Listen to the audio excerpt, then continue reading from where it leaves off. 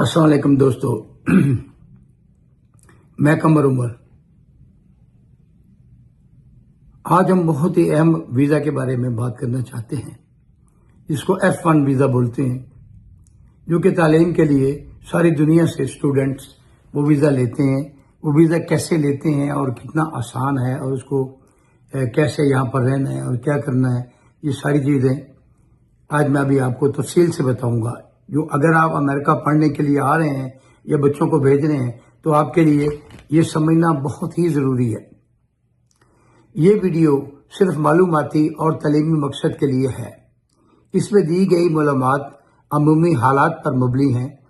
किसी भी कानूनी फैसले से पहले मुस्तनद इमिग्रेशन वकील या मुतल्लिका सरकारी वेबसाइट से तस्दीक ज़रूर करें।